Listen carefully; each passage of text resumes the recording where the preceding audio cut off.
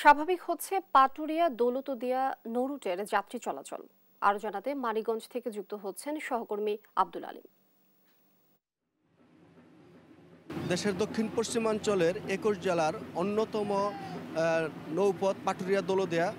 তো কারফিউ জারির শিথিল হওয়ার পরে কিন্তু চাঞ্চল্য ফিরে এসেছে এই পাটুরিয়া দৌলতদিয়া নৌরুটে। তো আমরা যদি বলতে চাই যে এই পাটুরিয়া দৌলতদিয়া নৌরুটের যে ব্যবসায়ীরা ছিল এবং যে যানবাহন শ্রমিক ছিল এবং যে এই চলমান যে পরিস্থিতি, এই পরিস্থিতিতে অনেকটাই তারা অসহায় হয়ে পড়েছিল। ব্যবসায়ীরা বলেছিল তারা অনেকটাই ক্ষতির সম্মুখীন হয়েছেন এবং তারা যেটি বলছেন যে এখন স্বাভাবিকভাবে যান চলাচল এবং ফেরি চলাচল হয়, তারা এখন অনেকটাই সন্তুষ্ট প্রকাশ করেছেন এবং তারা যেটি বলছেন যে আগে যেভাবে এই নৌপথে যানবাহন এবং যাত্রী পারাপার হতো এখন সেই আগের অবস্থাতেই ফিরে এসেছে। আমরা কথা বলেছি বিআইডব্লিউটিসি যে কর্তৃপক্ষ রয়েছেন ডিজিএম খালিদ নওয়াজের সাথে। তিনি যেটি বলেছেন যে আগের তুলনায় বরং যানবাহন এবং যাত্রী সংখ্যা এখন বেড়েছে।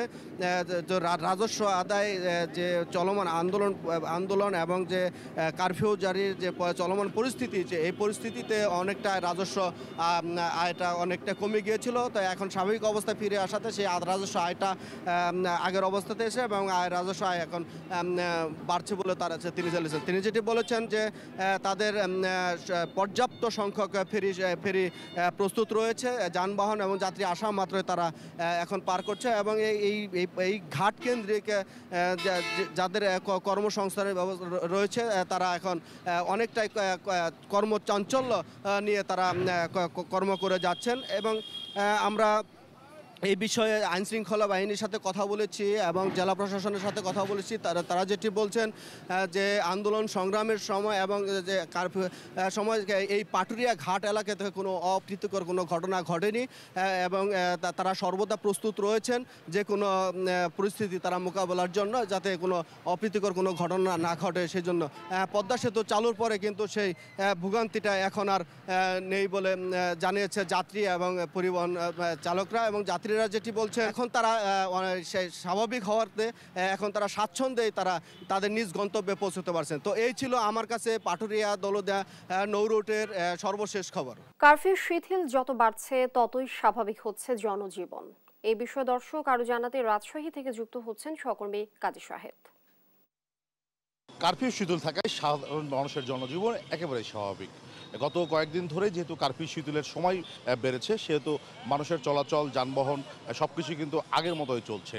সকাল ৬টা থেকে রাত ৮টা পর্যন্ত কারফিউ শিথিলের ঘোষণা দিয়েছে জেলা প্রশাসন। ফলে মানুষজন কিন্তু একেবারেই স্বাভাবিক দিনের মতোই চলাফেরা করছেন। আমরা যদি ক্যামেরার চোখে একটু দর্শকদের দেখাতে চাই, এই রাস্তাটি একেবারে ব্যস্ততম সড়ক, সাহেববাজার 0 পয়েন্টের যে সড়ক।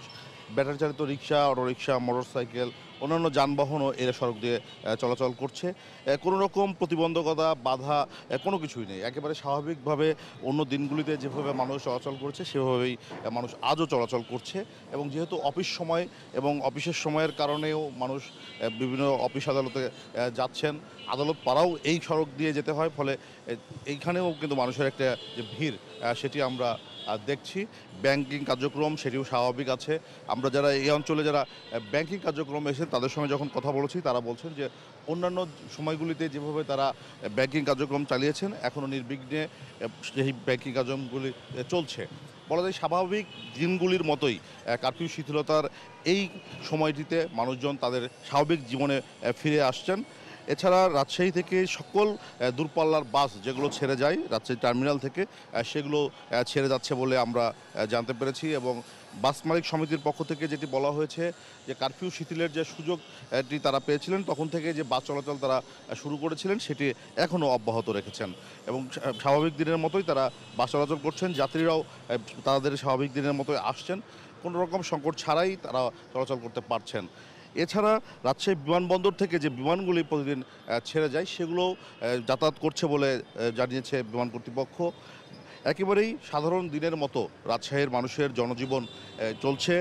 গাড়ি ঘোড়া থেকে শুরু করে অফিস আদালত, ব্যাংক এবং অন্যান্য যে এই প্রতিষ্ঠানগুলি স্বাভাবিক দিনে খোলে সেগুলো খুলেছে এবং মানুষজনের স্বাভাবিক জীবনে ফিরে আসার যে প্রয়াস সেটি কিন্তু আমরা লক্ষ্য করছি। এবং মানুষজন যেটি বলছেন যে কারফিউ শিথিলের যে অবস্থা এখন চলছে সকাল 6টা থেকে রাত 8টা পর্যন্ত, সেটি আরেকটু বাড়ালে হয়তো মানুষজনের স্বাভাবিক জীবনের যে ফিরে আসা বা রাত্রি 10টা পর্যন্ত করলে কিংবা আর 12টা পর্যন্ত যদি সকাল 6টা থেকে রাত 12টা পর্যন্ত করা হয় তাহলে মানুষ আরও স্বাভাবিক জীবনে ফিরে আসার যে কাজ সুযোগ সেটি কাজে লাগাতে পারবেন এবং মানুষজন সেটি দাবি করছেন। ধীরে ধীরে হয়তো কারফিউ উঠে যাবে এটিও তারা প্রত্যাশা করেন। তো এই ছিল রাজশাহী থেকে আমার কাছে সর্বশেষ।